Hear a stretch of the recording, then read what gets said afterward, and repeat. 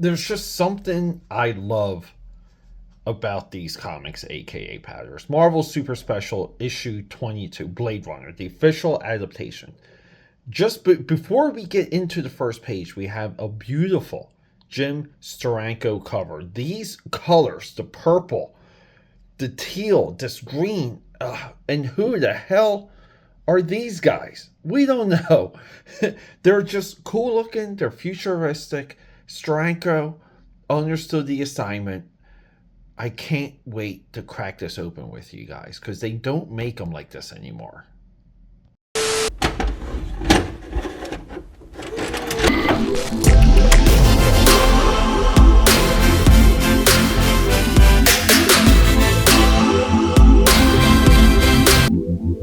And we're doing something on the channel today that I have to do more of because it was a little bit of the baseline, the foundation of me getting into comic books and getting into YouTube, which was movie adaptations. I absolutely love movie adaptations. The reason is simple. A lot of times we've seen these movies multiple times. We know the movies inside and out. And seeing a little bit of the process of how another artist interprets shots, they interpret character design, environments. Sometimes it's spot on and sometimes it's wonky, crazy, wild, and fun. And in instances like today, like Blade Runner, it's masterful. Al Williamson here for the Blade Runner movie adaptation that we're about to have a look at. And clearly he's looking at photographs. Clearly he could be lightboxing or even tracing photographs. But this presentation, yeah, but it's not as evil as you might think because we don't like people tracing. You don't like people tracing. You always get angry when you hear about it. You always get angry when someone gets published and you know that they're a hack.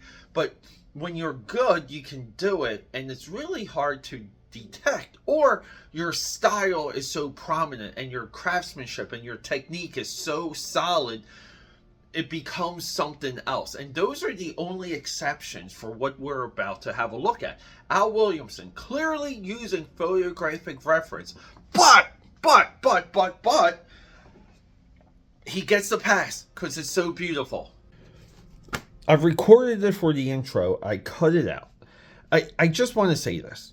This is from the version that everyone pretends that they hate, which is because there's like 5, 6, 7, 8, 10, 12 versions of Blade Runner at this point. I like the original version. I like the narration. I appreciate this even more because this adapts that. So this has Decker, aka Harrison Ford. It has our guy's narration. The narration to me, just within the movie, we're going to talk about the movie real quick. It explains things. I'm an audience member, so are you. It's okay if we get things explained to us. For some reason along the way, that version has just been, everyone throws it under the bus. I don't know why. For me, it's okay to explain things as we go along. There's a lot inside the Blade Runner universe that we wouldn't know otherwise because of that narration. So there we go, aka Patters. Cheers. Cheers to being controversial. That's my Blade Runner hot take. Welcome to the future. If you're human, life is tough. If you're a replicant, you're dead. And this is something that people lose when it comes to the point of Blade Runner. Harrison Ford he's a bounty hunter. And they have these artificial life forms that they use for war and mining. It's made by the Terrell Corporation, which is, this is Terrell right here, actually. And Terrell runs a corporation where they create cells, and they organize cells and they put them together, and you have real owls and you have real snakes and you have almost real people, and the replicants are made, and then the clock starts ticking. We have a few that realize what's happening and they try and break free from this. It's a big, broad, perfectly science fiction, but it's a big idea, and for whatever reason people have reformatted, pun intended, Blade Runner into being, is Decker a replicant or is he not? And for whatever reason, it's the only thing people want to focus on within the movie. To me, there's so much more that happens in Blade Runner. I don't care if Deckard is a replicant or not. AKAPADers, can we just admire the yellow and the red logo here? This is just so bold. I love this so much. Now, I talk about using the entire printed book, meaning we have the front cover, we're utilizing the inside back cover. Let's go to, or the inside front cover. Let's go to the inside back cover. And we have ads, but that's okay because that's the business model of comic books at this time. Not anymore. Comic books aren't designed to have massive distributions and to sell ad space. They're just designed for doctors to show up to the direct market and, you know, blow their doctor money, blow their lawyer money. Ink by, here we go. Ink by Al Williamson, Dane Green, R.I.P. Adapted by Archie Goodwin. Editor-in-Chief, Jim Shooter. We have the best of the best right in here. And we get this. We get some definitions of android. We get a definition of replicant. This is not... Right, I want to say we have an opening scroll for the original Blade Runner. I don't know if any of the other versions of Blade Runner included these definitions. But replicant, a humanoid automation constructed of skin, flesh culture, selected ergonomic transform blah blah blah blah. But it gives us the thing, and here we go. The world of Blade Runner. Look, I love the refinery here, the lighting, and look how nice the car is drawn. Here we are. Okay, AKAPADers. If we're going to trace, if we're going to have photographic reference, if we're light boxing, please make it as confusing as this. This is the Alex Ross argument personified. The Alex Ross argument is very simple. He uses photographic reference. He takes his own photographs. He does his own lighting. And you don't care because his artwork is so good. I love the texture on this guy's jacket here. The guy serving Deckard the noodles. I mean, it's just the beautiful illustrations of the car. And it really, this just looks like, really looks like we're inside the movie. The shadowing here when he gets his assignment. Now, we have our, I forget his name, but it's, oh my God, I even forget the actor's name. But he has a shadow. He has another detective, another bounty hunter that shadows him. We don't have the movie. Do we have the credits here? Harrison Ford, Sean Young, Edward James Olmos. Edward James Olmos. But yeah, he leaves a unicorn. Now, I in this scene, I'm 50-50. Does he leave a unicorn this early? I thought it was something else. Right? Because he leaves different origamis. But we kind of have a little bit of a backstory here. We don't get this in the movie, right? This is why I like these so much, because these come from a script.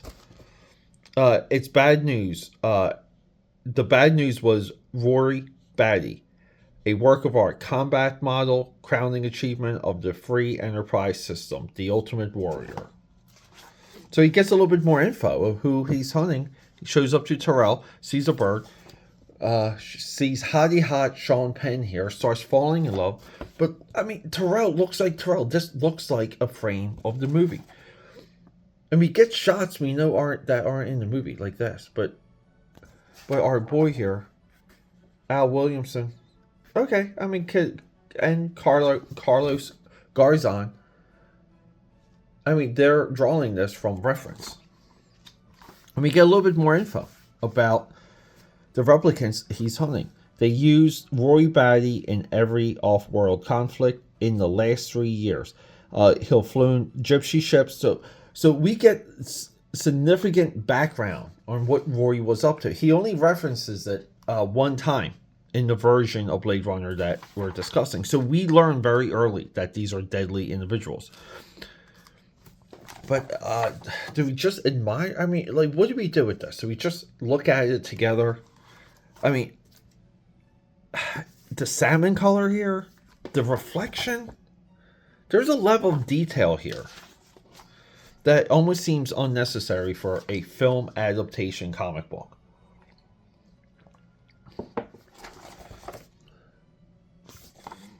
It's crazy to me that these don't really jump up in value because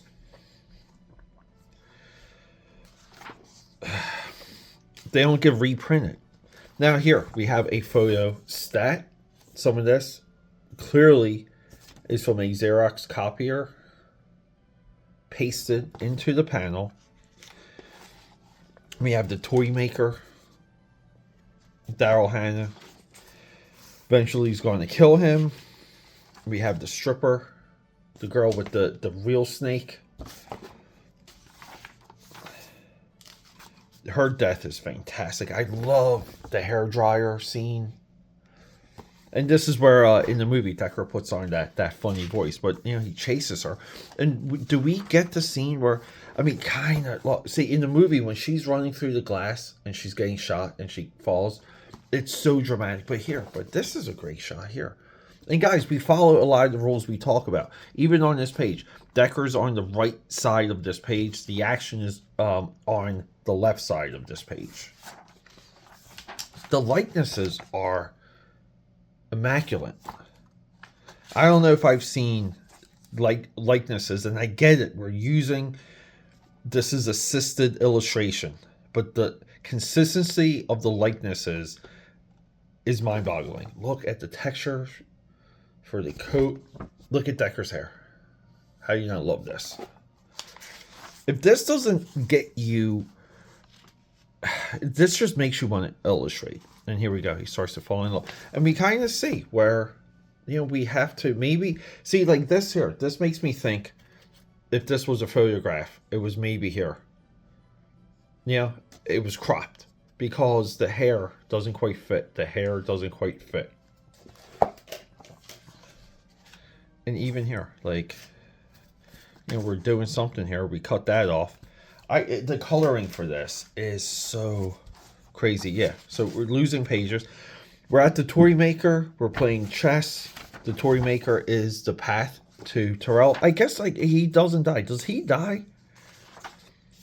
And boom. I had this sitting open for a while. I think that's why the page came out. I mean, 100%. So Sid Mead was the guy that did a lot of the design work, the production design work. And even Elon Musk for the Cybertruck. But the Cybertruck shape is because of the steel that they use on the exterior. So they had to go angular, and going angular with the design of the Cybertruck leaned into Sid Mead's designs for a lot of Blade Runner, as we see here, right? That looks like a Cybertruck. So it kind of goes hand in hand. But Sid, I'm not sure if we profiled Sid on this channel. Let me see what we have. This is still immensely affordable. I featured this before on this channel. I believe it's a part of a couple live streams. This is the guy behind Tron. Like, we see some of the original vehicle design here. You gotta get this book if you really care about who Sid Mead is. But yeah, so essentially, right, the replicants are looking for life. And Terrell tells them, and look at his robe. But they're told they cannot extend their life. So he gets killed. Daryl Hannah waits for Decker. And then, you know, the final act kind of kicks in here. Really nice scene where they're just in this like weird broken down building. Looks like it's like Chelsea, New York. And Rory starts freezing up and he uses the nail. And it's such a powerful scene in the movie. But this is where, like, it goes back and forth to where I just imagine, like, back in the day, like, you would see this movie and you might buy this for $2.25, and this is a part of a series of Marvel. The super specials were huge. And then Rory dies. We escape with the girl. We get another unicorn. But say, like, I want to say, if if Decker really was a replicant, we would see more of the unicorn even in the adaptation. But we don't. And then the rest is just it's a souvenir magazine, but we get another printing of the cover. We have to the left the second look at our cover. To the right, Archie Goodwin at desk, Al Williamson. Here we go. So this is them working in the office at Marvel on the book. A special album of scenes of the new science fiction thriller. Blade Runner souvenir magazine. I'm gonna get that. I have to get that. Look, 68 pages. We're one away from 69. So I guess it's not a perfect souvenir magazine. I mean, you have to kind of see this at one time and just be in awe of what this movie could be. And people are like, "Oh, it wasn't a hit when it came out." Well, it's stuff like this. It really takes time to catch on. It just does. I don't know what this goes for now online. But my buddy Mark, I've referenced a couple times on his channel. I'm pretty sure he's the one that got this for me, and he may have just paid a few dollars. So, Mark, if you catch this, thank you. Truly special. And this is going to hover around my drawing table for quite some time.